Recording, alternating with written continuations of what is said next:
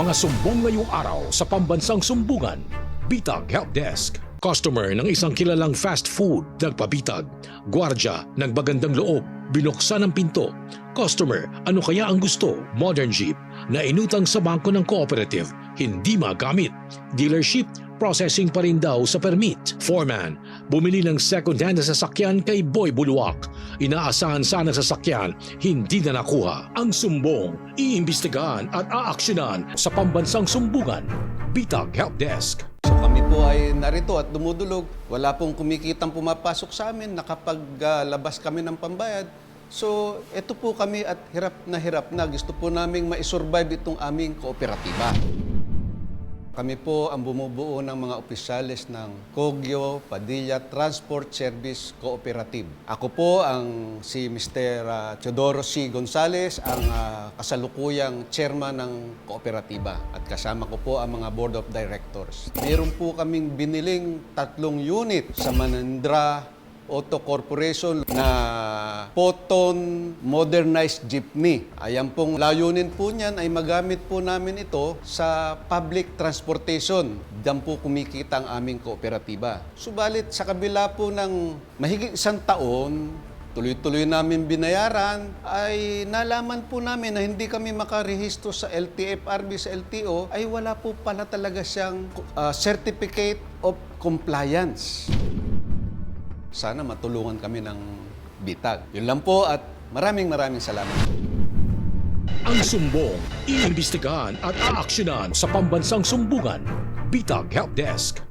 Alright, so kasama natin ngayon dito sa studio itong mga nagrereklamo ngayon, itong Chairman at Board of Directors ng Kogyo Padilla Transport Service Cooperative. Magandang araw po sa inyo.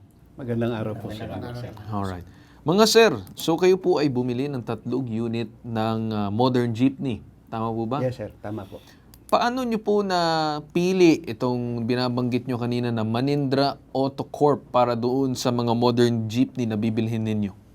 Pangatlong batch na po ito, kaya nagtiwala po kami na kung bibili kami ng additional, wala naman magiging problema. So parang repeat customer kayo? Repeat order Nung po. nakauna at pangalawang beses kayo, tagi-ilang units yung first and second batch na binabanggit ninyo? Nauna po ay 2, sumunod ay 4. Tapos ito po So mahigit naka-6 na kayo. And then ito namang 3 ay pang siyam na mahigit ang nakuha ninyo. Tama ba? pang-6, pang-7 na po yan. Yes, pang siyam.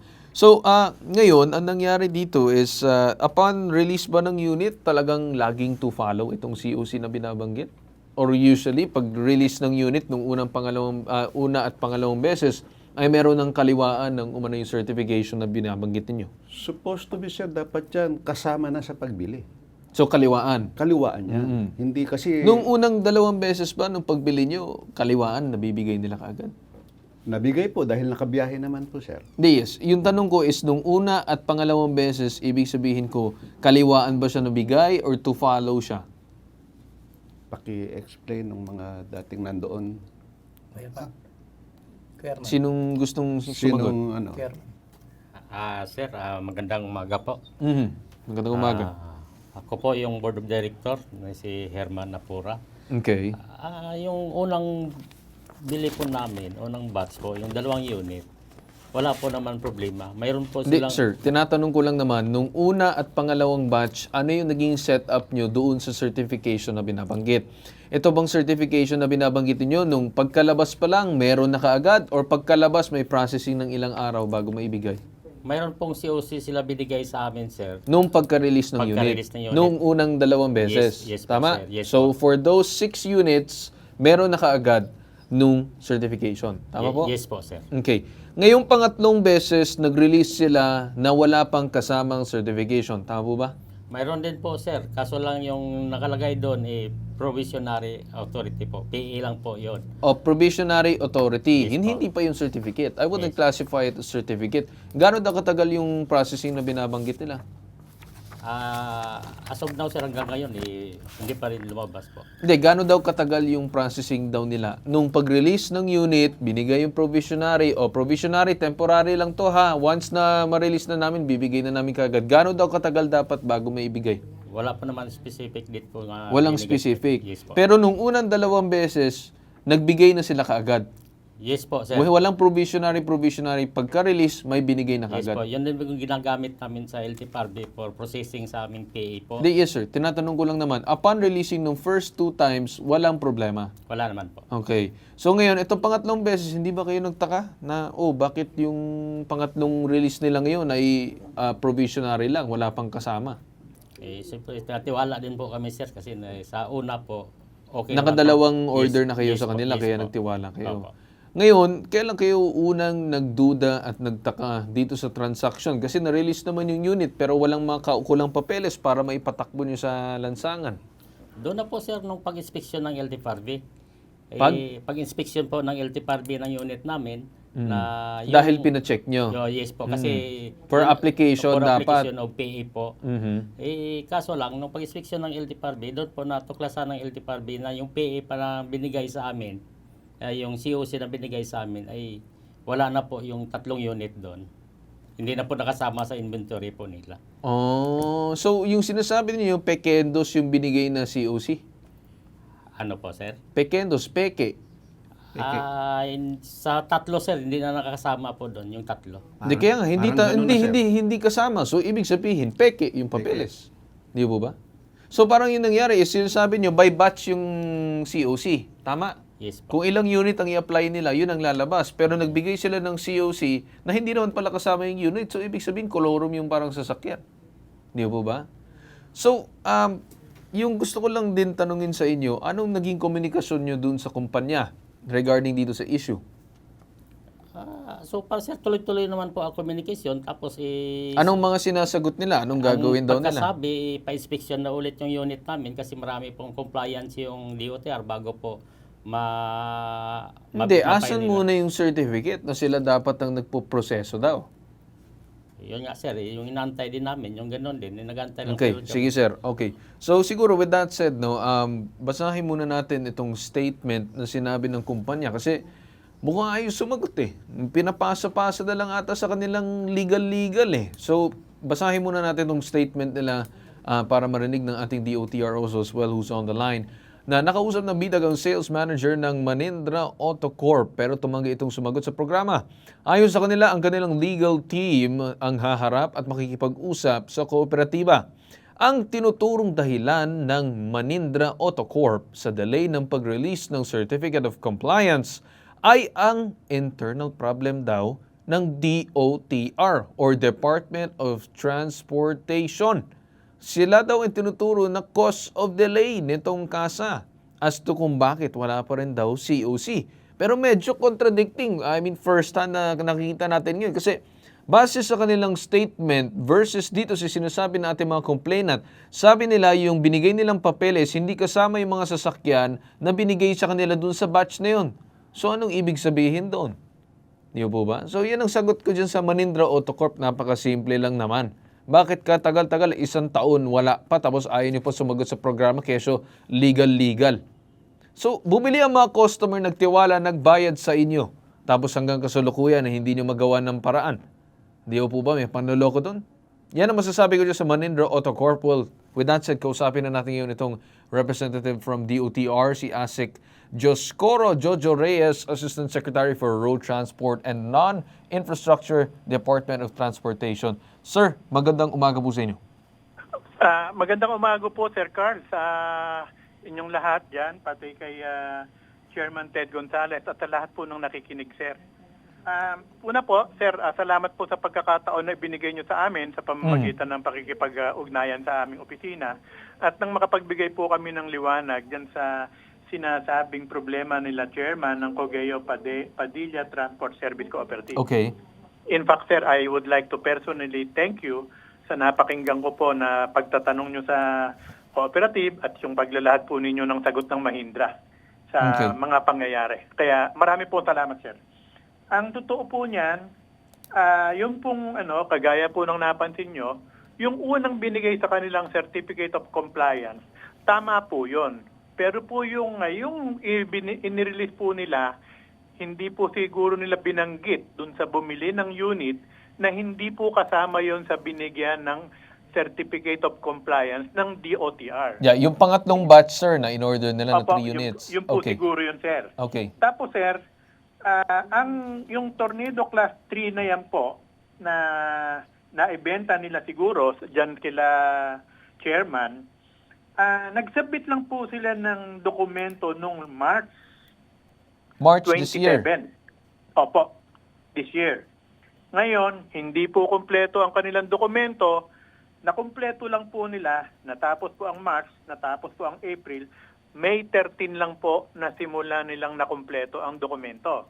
Okay. Ngayon po, meron pong initial na review yan bago po, kung makakalusot po doon sa unang preliminary review, isasampa po sa technical working group ng DOTR. Yes, yes. Unfortunately po, Sir Carl, yung pong aking immediate boss, si Undersecretary Ramon Reyes po, ay biglaan pong pumanaw. Kaya po nagkaroon ng konting delay kasi po wala naman pong na-appoint na papalit na Undersecretary for Roads and Non-Infra kay former Secretary Ramon Reyes. At bago lang po yung pagkakadagdag ng kanyang mga responsibilidad sa akin. Pero hindi po ako USEC, Assistant Yes. Secretary So lang parang po. sir, nangyari is turnover sa inyo dun sa former ninyong kasamahan. Opo, yun siya po ang immediate boss Yeah. ko po. Bali, Yeah. nag-assume po ako doon sa kanyang responsibilidad. Mhm. Ngayon po, sa totoo lang, na-process na po namin yung requirement ni Photon at due for signature na sana. Okay. Kaya lang dun sa sinasabi nila nila Chairman Gonzales, nakipag-ugnayan na rin po ako sa LTFRB kasi kaya po hindi makapasa yon sa yung kanilang bus at hindi mabigyan ng prangkisa o permit to operate as a Okay. transport kasi nga po wala pong certificate of compliance galing po dun sa Photon. Okay. Sir, ano pong masasabi ninyo kasi all this time, habang katagal-tagal ng panahon na mahigit 1 taon, ang tinuturo daw na problema ay kayo daw. Ang sinasabi, hindi, yung DOTR yung may delay, yung DOTR yung may problema. Sila ang cause ng delay, hindi kami. Anong masasabi niyo po dyan? Hindi ba kayo nababahala? Hindi pa kayo nagagalit sa ganyang klaseng estilo ng kasa na sabi niyo nga, May 13, 2026 pa lang nakompleto yung mismong papeles tapos kayo ang tinuturo before pa nila makomply. Imbis na inaamin nilang pagkakamali nila. So, para sa akin, sir, ano ba nakikita niyo? Posible bang magkaroon ng parusa yan, blacklist, or kung ano man yung kasa na yan? Opo, sir, sa totoo lang po, isa po yan sa ground, pwede po namin silang ma-blacklist na dun sa ginagawa po nila na yan. Kasi unang-una, kung hindi nila ipinagbigay alam dun sa buyer nila na hindi pa kasama sa nabigyan ng Certificate of Compliance yan. Yes, So sa madaling salita, sa kagustuhan nilang makapagbenta, baka hindi nila sinabi dun sa kila chairman na yung binibili nila chairman, wala pang Certificate of Compliance. Okay. Ngayon naman po, sir, kung halimbawa na sasabihin nila na pagbigay nila sa alam sa cooperative po, lumilitaw po yun, sir, pribado na nilang pag-uusap yon. Yeah. Pero po kami, gaya po ng records, Yeah. will show, yung katulad po nung binanggit ko sa inyo, Yes. na yung pong kanilang mga submission, delay po, kaya hindi Yeah, po yeah. kami ang problema. Okay. Sir, klarong-klaro naman yun na on your part, sinabi mo naman kasi May 13 na kumpleto. But on that said, sir, ano bang violation na ginawa nitong mismong company in itself? First, nakikita ko, parang ang nangyayari ay nagpakilala sila na as if kaya nila gampanan na magbigay ng COC na kasama ng unit. Unang-una. Pangalawa, nagbigay sila ng provisionary na hindi kasama yung batch. So, masasabi natin na peke yung mismong dokumento na binigay. Pangatlo, tumanggap sila ng pera doon sa ating mismong mga complainant na hindi pa kompleto yung mismong papeles at alam nila yon. So marami sir patong-patong na violation kung akong tatanungin dyan. Dapat talagang parusahan yan with certain grounds. Either ma-blacklist, mapasara, hindi na ma-accredited ng DOTR or kung ano-ano man. Ano sir ang magagawa natin dito sa kasa na ito na kung saan kooperatiba na lihito mo naman? gusto lang naman maghanap buhay, 1 taon na nakabangko ang kanilang pera doon sa sasakyan dahil hindi nila mabiyahe. Ano po, sir, ang masasabi? At number 1, dinadrop pa ang pangalan ng DOTR na sinasabi, kayo ang may problema. Sir, I would take big offense on this. Talagang babalikan at babalikan ko yung company if I were in DOTR na talagang sasample lang to. So, sir, magagawan ba natin yun? Magagawa po nating ma-revoke ang kanilang certificate of compliance at madi-disqualify po natin sila. Gaya po ng mga binanggit niyong mga pagkakamali nila. Okay. Ang iniintindi lang ko na lang po namin ngayon dito sa DOTR, paano po ang magiging epekto nun kila chairman. Kaya po kausap ko na rin ang LTFRB kanina, bago po tayo nagkausap, Sir Carl. Ang siguro po, moving forward, kahit na gusto po namin bastang i-revoke at i-disqualify si Photon as a manufacturing company, inaalala po namin ngayon yung magiging problema ni chairman. Kaya siguro po, Anong klaseng ipatatawag po problema, namin sir, sila. yung posibleng mangyari dito kila chairman? Ipatatawag po namin sila chairman at saka ang LTFRB at pati na rin po si Photon para po mapag-usapan to. Of course, hindi po mawawala yung possibility na marirevoke yung kanilang certificate of compliance at kung talagang mapapatunayan na talagang nagkamali sila, nag-violate po sila katulad ng po ng sinasabi nyo, manufacturing, marketing or advertisement and sale of PUB type model before the issuance of COC.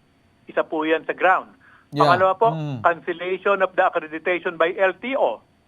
Engaging in any acts of misrepresentation for the purpose of securing the certification such as giving material false statements in the application or submitting falsified or spurious documents. Release of monetary or non-monetary gifts or commissions from the applicant to availing TSE officers or employees.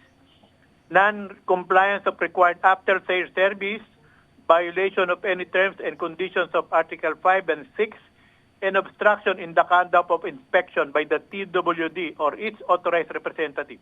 Okay. Marami po. Yun po ang mga violation na mailalagay natin sa kanila. Obviously, sa nakikita po ninyo, Sir Carl, nag-violate po sila nung marami dun sa mga grounds for disqualification. Yeah. So siguro, sir, with that said, no, ipatawag nyo talaga yun. If not, if kaya ng DOTR din, puntahan dun sa mismong tanggapan, silipin lang din also as well, para talaga ma-check kung talagang maayos yung kanilang business practices. Kasi nakakabahala, sir, I do understand na merong unang 2 transactions, pero the fact na dun sa pangatlo, alam nilang hindi kasama pero binenta, doon pa lang, sir, may problema na. Kasi, what if, for example, may mga binentahan sila mas marami tapos ganito din problema, hindi kawawa yung buong kooperatiba, baka mamaya iba ikabagsak pa nila yun.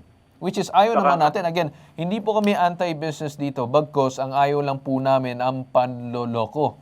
Or if not, pag-iikot-ikot sa mga tao at nagtuturo kung saan-saan na hindi naman kaya akuin yung pagkakamali. Iyo po ba? Totoo po. Kasi, Kaya po sir, kami po ang itinuturo nila. At the end of the day, sir, yung makikinabang dito, yung mismo mga tao. Yung mismo mga kababayan natin na sasakay sa modern jeep, sasakay doon sa may aircon, sasakay kung ano-ano man. Kasi yun naman ang gusto ng atong gobyerno, mabigyan ng mas magandang kalagayan na transportasyon. Di po ba? Opo. Tama po kayo, Sir Carl. At kami po ay talagang nagpupugay sa inyo at nagpapasalamat sa inyo sa pagbibigay liwanag sa mga pangyayari po. Kasi maganda po yung napag-alaman nating pare-pareho through your radio station, radio program, nabigyan po ng liwanag na kami po ang laging nasisisi kahit wala po kaming kasalanan, sir.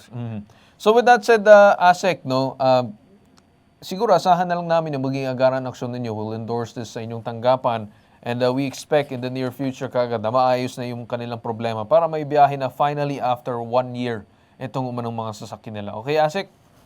Makakaasa po kayo, Sir Carl, at mabuhay po kayo, sir. Alright, maraming salamat. Papatawag po namin, iimbitahin po namin agad sila chairman, ang Photon at ang LTFRB dito po sa lalong madaling panahon po. Okay. Thank you, sir. Thank you so much. Maraming po salamat, sir, sa pagkakataon. Thank you. Alright. So, okay na sa inyo? Maraming salamat. Nag-usap na, mismong DOTR na nagsalita. Yes, napakaganda po nung naging resulta para sa amin. Alright. So with that said, usap tayo mamaya regarding dito sa mga susunod na instructions para doon sa inyong pag-process. And I wish you the best para doon sa COC ninyo. And at the same time, maibiyahe na finally itong jeep. Okay, sir? Yes, salamat. Salamat. Thank you. Thank you so Thank you, much. Sir Carl. Thank you. Maraming salamat. At magbabalik tayo, itong pambansang sumbungan. Bitag Helpdesk, walang katapat, walang katulad. Susunod sa pambansang sumbungan, Bitag Helpdesk. Customer ng isang kilalang fast food, nagpabitag. Gwardya, nagbagandang loob, binuksan ang pinto. Customer, ano kaya ang gusto? Ang sumbong, iimbestigahan at aaksyonan sa pambansang sumbungan, Bitag Helpdesk. Sa pambansang sumbungan, handa kang ipaglaban ang programa ng ating buong sambayanan. Magbabalik ang pambansang sumbungan. Pinupuntahan, Baruga, tell your father stop bullying the community. pinakikinggan, Walang election pero nagkaroon ng problem siya. So sila ang namili? Opo. kinukompronta, Ba't kang tatawa-tawa sa akin? Hindi ako nakikipagtawanan sa'yo. Total, wala naman kayong batas. Anarkiya kayo eh. nag-iimbestiga, Willing naman daw mag-settle si nanay, willing ka naman umalis, so bakit hanggang ngayon wala pa rin? itinutuwid, Ang menro mo, mekaniko, kaya walang alam. No, sir. Boss, stop it. Sabihin mo dyan sa mekaniko mo sa susunod ha. Huwag niyo akong kakantihin. Hindi ako tulfo. Si Bitag ako. Umaharap ako. inuunawa, Pakiramdam mo ba, nakapagpaliwanag ka dun sa LTO? Imbis makapaliwanag, parang lalong bumigat. kinakatakutan, Illegal to. Bakit pinangangalandakan mo yan sa likod ng truck mo? Anong saysay kung ba't naglalagay ka ng ganyan? Ano sir, Sa mata ng publiko, ginagamit mo sila, niname drop mo sila para untouchable ka. ginagalang, Kung gusto natin mabalik sa ating poder yung mga bata at itong kinakasama mo, dapat sundin natin yung proseso. Bitag Next Generation, walang katapat, walang katulad.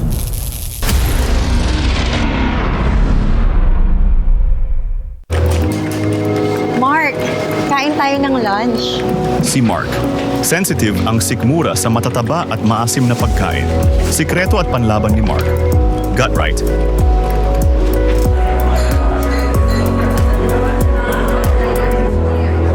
Give what's right for your gut. Available now on Shopee, Lazada, and TikTok Shop. Scan the QR code now.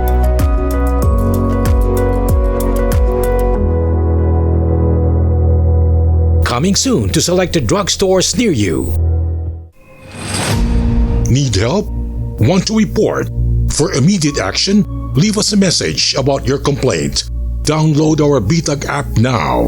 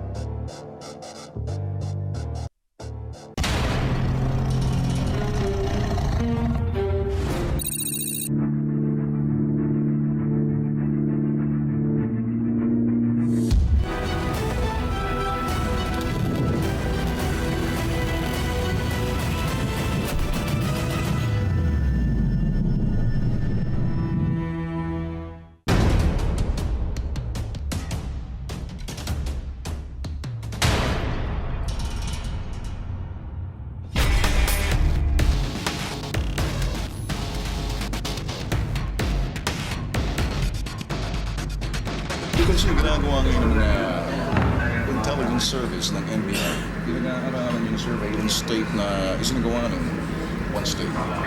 Ginagawa nila maigi yung mga members ng mga umano'y carnappers na kung saan magaganap ngayon yung transaction. Tinitingnan na maigi mga mukha, isa-isa, bago sasagawa yung sinasabi ng operation. Let us not discount the possibility of shootout. But we must be ready. Mabilis lang yan eh. Mabilis lang yung palitan yan. I don't think it will take 5 minutes kasi once na makita nila yung pera, tapos lalo na pagbutin, sigurado, na kaagad yan. So, magagawin, i-eyeball natin si Dennis. Let's give them a lead time of, let's say, 3 minutes or 2 minutes. Huwag niyong intindihin yung hinuhuli na dalawa, yung side na perimeter, at tingnan ninyo yung backup kung meron man yung mga sasakyan sa ibang tao. Alam naman ni Fundador kung saan yung magandang daanan ngayon, di ba? Kung saan hindi traffic. Muñoz yung ano natin, Muñoz yung Mercury, Muñoz. Hindi ba advice naman ni Dennis na pag nasa kailan na ng taxi, kailangan iPhone natin.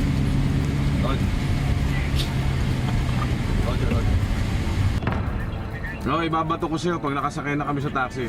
Nakakasana yung grupo ng NBI Intelligence Service kasama ang grupo ng BITAG para may dokumento ang lahat. At dito, nakaparada pa yung mga sasakyan namin while waiting doon sa aming undercover. At yung kasamang NBI, papunta roon sa site sa Shell na kung saan magkakaabutan ng pera. Malinaw yung instructions kanina doon pa lang sa NBI office kung anong gagawin nila. So, inaasahan namin na walang anumang bagay na mangyari na hindi dapat mangyari. Itong mga grupo na to, mga carnappers, hindi naman to lalakad na walang mga karga. At lalo na pag ganitong klaseng transaction, alam nila illegal. At iba rito ay police at BJMP. Yung grupo na to, we have yet to determine whether notorious nga ang grupong to. Titingnan muna natin. So, pupusit na tayo dahan-dahan papuntang target area na kung saan doon magkakabayaran doon sa mga carnap vehicles na ipinibenta sa aming undercover na may kasamang NBI.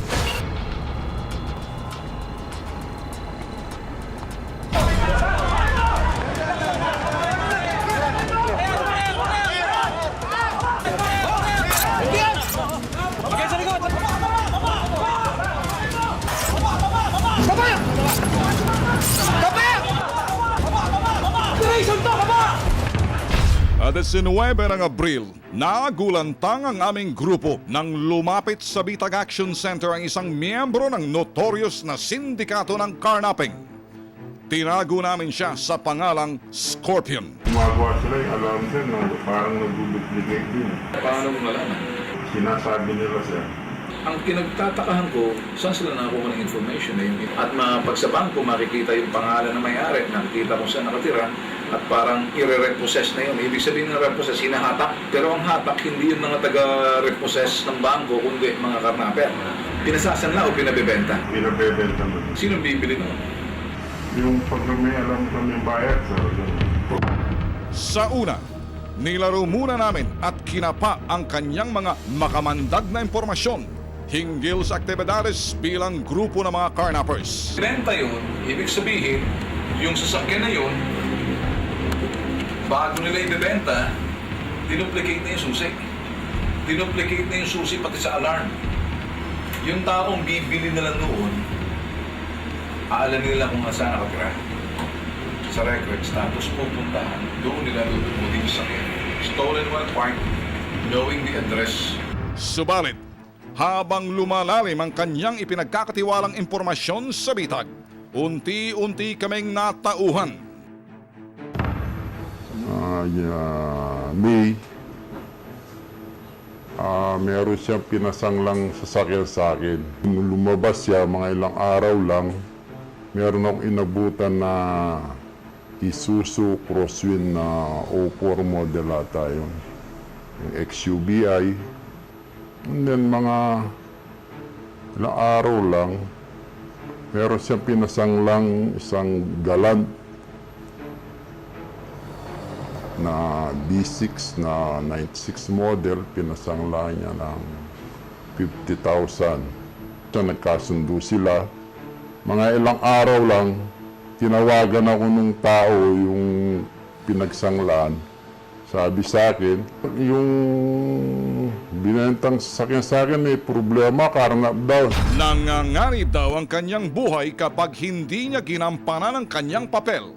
Ito ay pagbebenta ng mga nakarnap na sasakyan ng kanilang grupo. Lumapit ka sa amin dahil ayaw mo na... Ayaw ko na akong paggamit sa kanila. So ayaw mo na, pwede ka naman palang umayaw, ba't ka lumapit sa amin? Sabi po, pag umayaw daw po ako,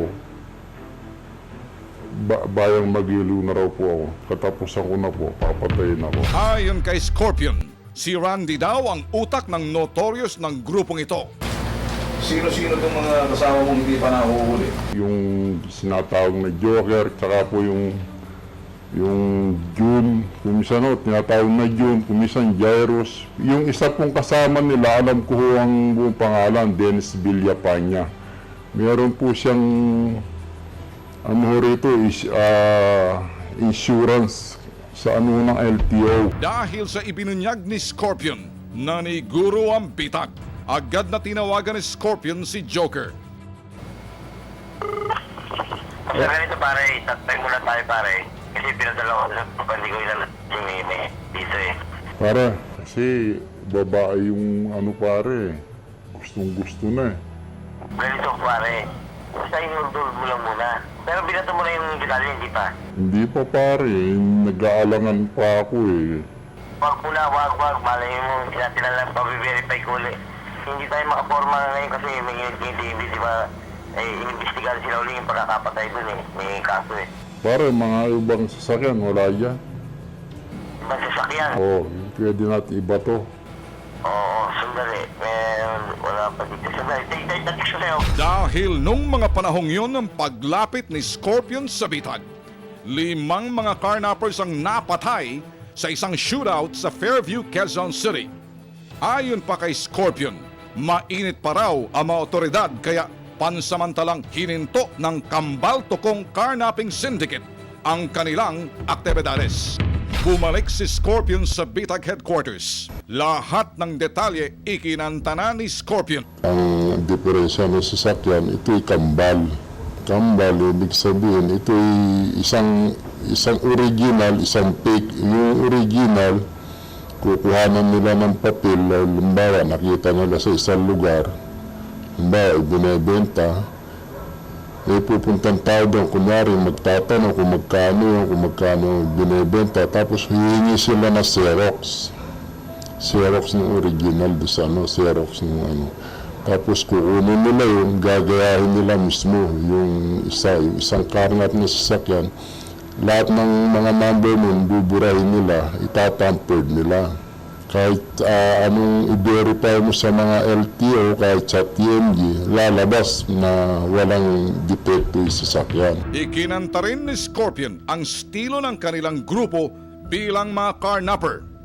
Ayon kay Scorpio, magmumula kay Randy ang trabaho. Kompleto siya ng listahan at detalye ng mga sasakyan na kanyang nakukursanadahan. Mula kay Randy, ipinapasa niya ang detalye ng mga sasakyang kanyang nakukursanadahan kay Dennis. Si Dennis ay maraming contact sa LTO at mga car insurance companies. Trabaho ni Dennis ang mag-access sa mga database ng LTO at mga car insurance. Si Dennis din ang hahanap ng kakambal na mga sasakyan sa Metro Manila, kaparehong brand at kaparehong kulay. Kaya kay Dennis, nalalaman ang mga addresses na mga kakambal na sasakyang kakarnapin sa Metro Manila. Ibinabalik ni Dennis kay Randy ang listahan ng mga kakambal na mga sasakyan na kukursanadahan ni Randy. Dito, ipapasa ni Randy. Pinupuntahan. Maruga, tell your father stop bullying the community. Pinakikinggan. Walang election pero nagkaroon ng problem siya. So sila ang namili? Opo. Kinokompronta. Ba't kang tatawa-tawa sa akin? Hindi ako nakikipagtawanan sa'yo. Total, wala naman kayong bakas. Anarkiya kayo eh. Nag-iimbestiga. Willing naman daw mag-settle si nanay, willing ka naman umalis, so bakit hanggang ngayon wala pa rin? Itinutuwid. Ang menro mo, mekaniko, kaya walang alam. No, sir. Boss, stop it. Sabihin mo dyan sa mekaniko mo sa susunod ha, huwag niyo akong kakantihin. Hindi ako tulfo, sipitag ako, umaharap ako. Inuunawa. Pakiramdam mo ba, nakapagpaliwanag ka dun sa LTO? Imbis makapaliwanag, parang lalong bumigat. Kinakatakutan. Illegal to. Bakit pinangangalandakan mo yan sa likod ng truck mo? Anong saysay kung ba't naglalagay ka ng ganyan? Ano sir, Sa mata ng publiko, ginagamit mo sila, niname drop mo sila para untouchable ka. Ginagalang. Kung gusto natin mabalik sa ating poder yung mga bata at itong kinakasama mo, dapat sundin natin yung proseso. Bitag Next Generation. Walang katapat. Walang katulad.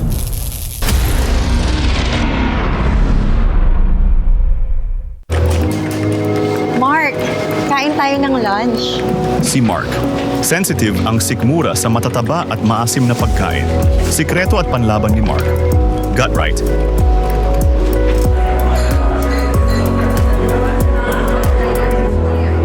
Give what's right for your gut. Available now on Shopee, Lazada, and TikTok Shop. Scan the QR code now.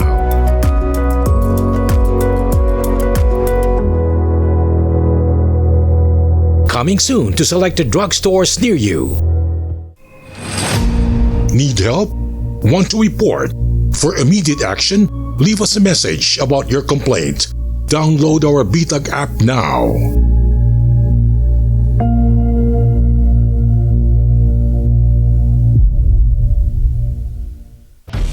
Linas! Handa na ba kayo mga bossing sa programa ni Ven Tulfo? Nagbabalik ang pambansang sumbungan. Punta po ako dito sa Pambansang Sumbungan para ireklamo ko po si Boy Easy Garage na ang pangalan niya ay Igil Del Mundo. Nag-down po ako ng 60K sa kanya nung May 31, tapos tinanggap niya po yung 60K. Ang napag-usapan po namin na babalik po ako ng June 15. Nung June 14, bumalik ako sa kanya. Sinabi ko sa kanya na hindi ko na mababayad yung 150. Agad akong sinabihan na forfeited daw yung 60 ko. Ang may tutulong lang daw niya sa akin, mabigyan ako ng kunting pera. Ang sumbong, iimbestigahan at aaksyonan sa pambansang sumbungan. Bitag Help Desk.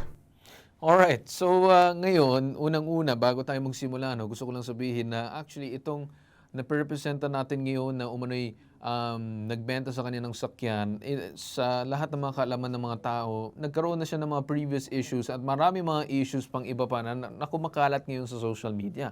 Noong unang sikat na sikat, kesyo magaling, ganito ganyan, but ngayon, unti-unti nang dumadami ang mga problema niya. Itong umano'y nababanggit na Boy AC Garage. So kasama natin ngayon itong mismong complainant na bumili ng sasakyan dito kay AC Garage, or sabi ng ating ibang mga staff dito na si Boy Bulwak daw. So, magandang umaga po sa inyo, Sir Jeffrey. Magandang umaga Cobras. po, sir. So, sir, tama po ba bumili kayo ng sasakyan dito sa Boy AC Garage na to? Opo, sir. Etong Boy AC Garage, paano mo, sir, na tagpuan na talagang dapat bumili ka dito? Nakita ko po sa live niya po sa FB. Nagtiwala ka dahil sa dami ng followers niya?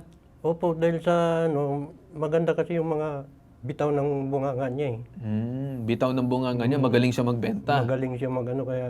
Nahikayat ka? Oo, namumurahan ako. Namumurahan ka doon sa sakyan, pero mapapamura ka din. Napapamura naman. Okay.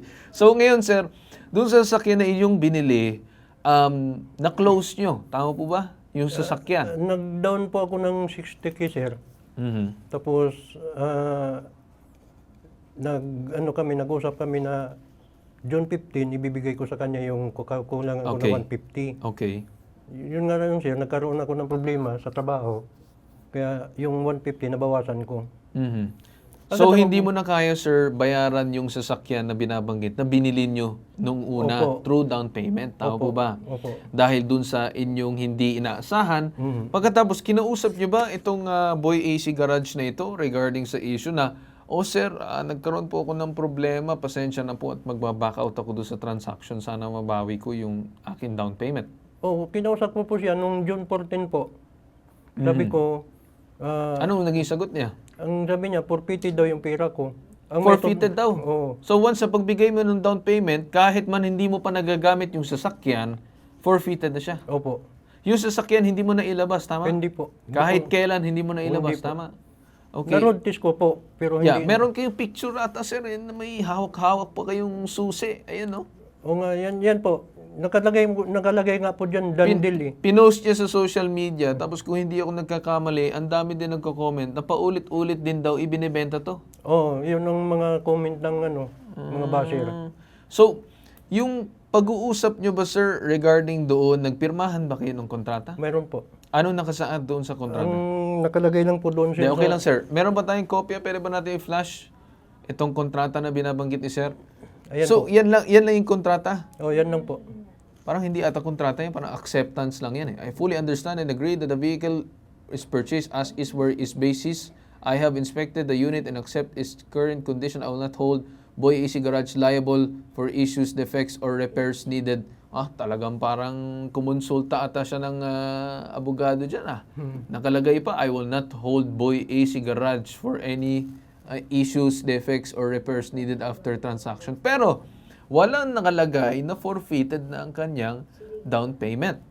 So, medyo mukhang may problema tayo dyan, sir, na kaya ka lumapit sa amin para sana masolbahan ng kanyang problema. Tama po ba? Opo, sir.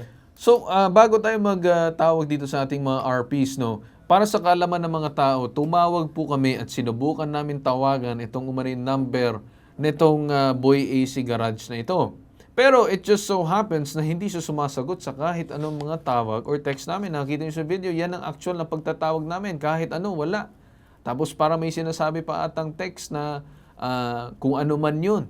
Pero wala man lang kahit ano nangyari dun sa hindi man din nakausap. So, with that said, let's go ahead and talk dito sa ating City Legal Officer ng Gen 3 Cavite sa nakakasakop sa lugar kung saan siya nagbebenta ng kanya mga sasakyan. Si Attorney Fernando Viniegra for the 4th City Legal Officer ng Gen 3 Cavite. Magandang umaga po sa inyo, Attorney Fernando. Yes po, magandang umaga po, sir. Yeah. Attorney Fernando, ako po si Carl Bitag. Naka-live po tayo ngayon. Sir, ano pong masasagot ng ating tanggapan dito sa Gen 3 Cavite na kung saan itong kumakalat na ngayon, itong Boy AC Garage na ang dami-dami sandamakmak ang problema, pati ito dito sa aming complainant na nagbigay ng down payment pero aminado naman siya na hindi niya ma-fulfill yung transaction at sinabi niya dun sa tao, kaya gusto niya na lang sana mabawi ang down payment. But, ang sabi, hindi, forfeited na yung down payment mo. Parang medyo naasiwa ako dun, sir, sa sinasabi niya na parang forfeited na.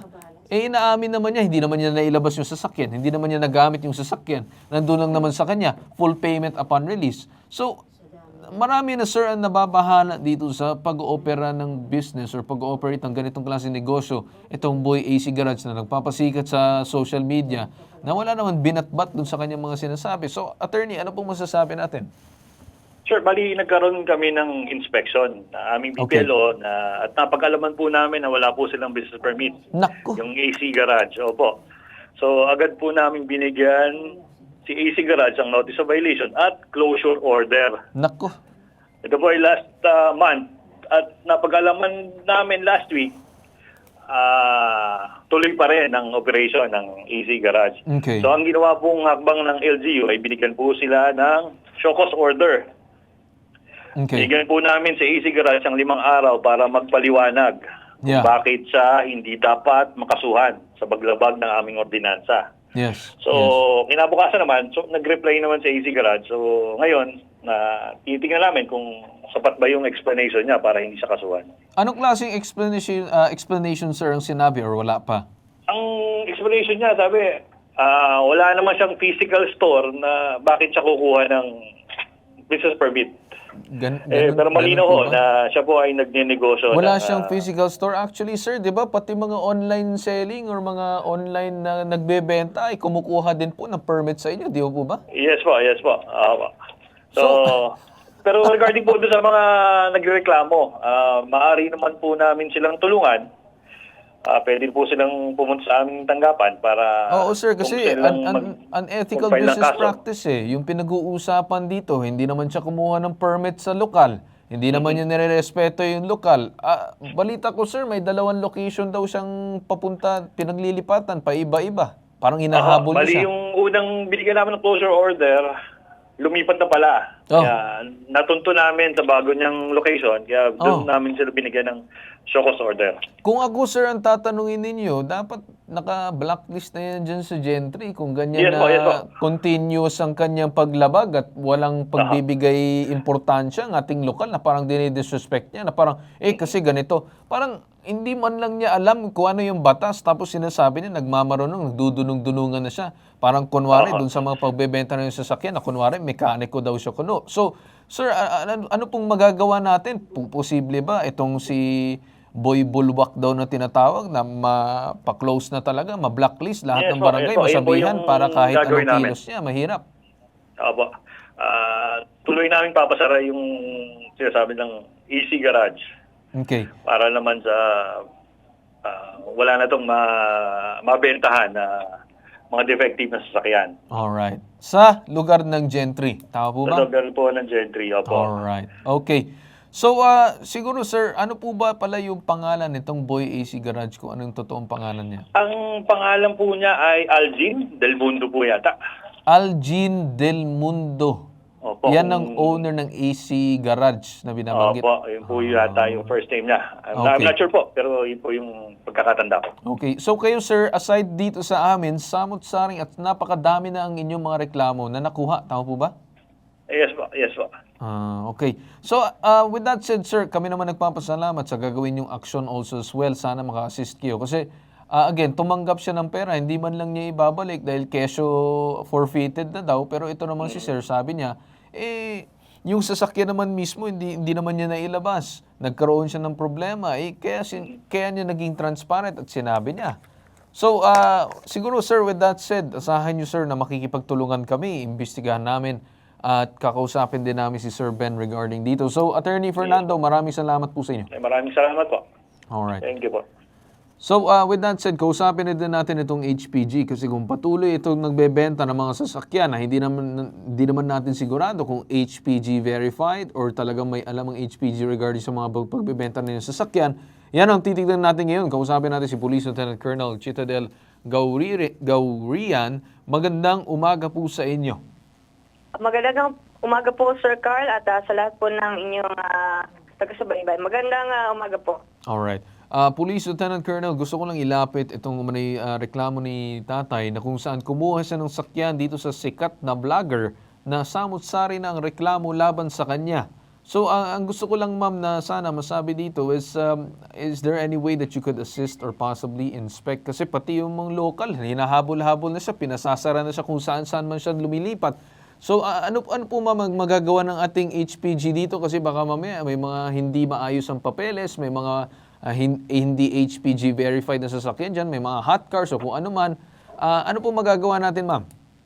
Yes po, actually po, na-forward ko na po itong case po ni Sir sa ating Special Operations Division. Okay. At pupuntahan po ng ating Highway Patrol Team dyan sa Cavite. Ito pong sinasabi po ng nagbebenta. So, para ma-verify din po ang location at makita po natin at kung ano po yung pwede po nating maitulong po sa ating pong complainant. At siguro po makuha namin yung number ni Sir para endorse ko po sa investigator din po namin para po matulungan po si Sir at baka po mayroon pa nga, tama po kayo, baka may iba pa pong mga naging biktima nito. So, para po once and for all matigil na po itong kanilang operation. At pinapacheck na rin po natin, baka po may mga dati pa pong mga reklamo regarding po dito sa AC Garage na ito na nagbebenta po ng mga second-hand na mga sasakyan. So, check na po natin, Sir, at pupuntahan po nating Highway Patrol Team yung lugar po. Sige, ma'am. Siguro, ma'am, maganda din kung sasama din kami para ma-check din yung mismong lugar kasama ang inyong team and also as well itong mga LGU natin. Yes po, sir. Alright. Siguro, ma'am, last final question ko siguro. Regarding dito, ma'am, sa mga parang pagbayad ng down payment, tapos ginagawang forfeited pagdating sa mga second-hand na sasakyan, aminado naman si Sir na he cannot push through with the transaction anymore due to unforeseen causes. So, Tama ba yun, ma'am, sa tingin ninyo, base sa inyong experience sa HPG? Para sa amin po, Sir Carl, mali po ito, no? Una po, wala po yun to sa contract at hindi po pwede na porke hindi nabayaran yung full payment ay basta na lang po i-forfeit.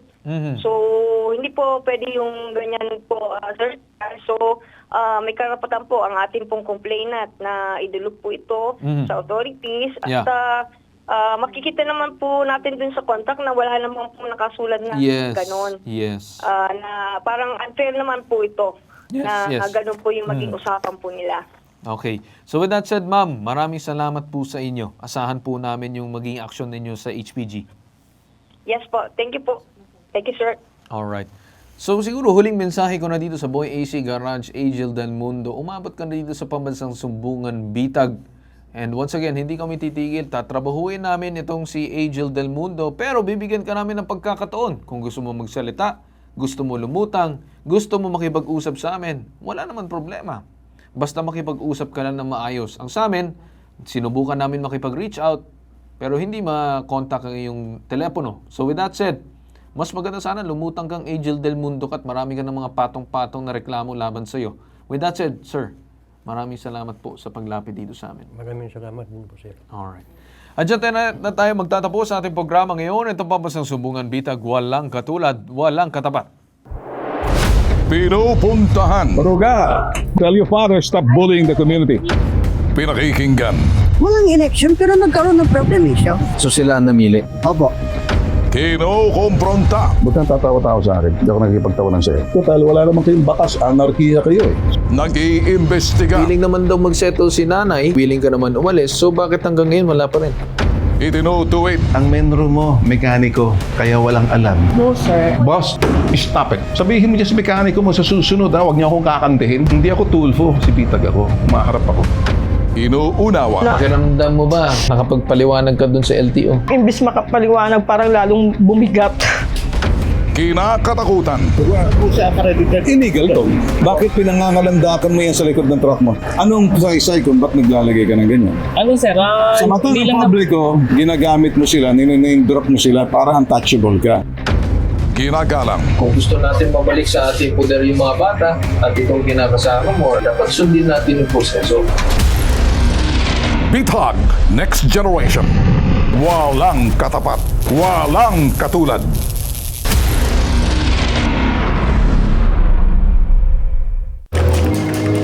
Mark, kain tayo ng lunch. Si Mark.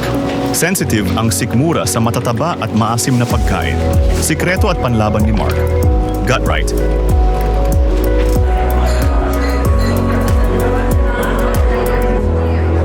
Give what's right for your gut. Available now on Shopee, Lazada, and TikTok Shop. Scan the QR code now.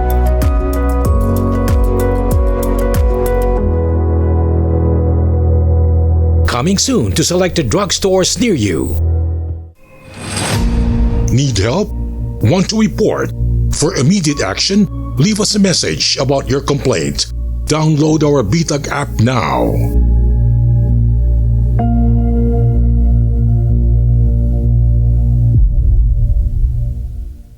Pambansang Sumbungan, Bitag Help Desk.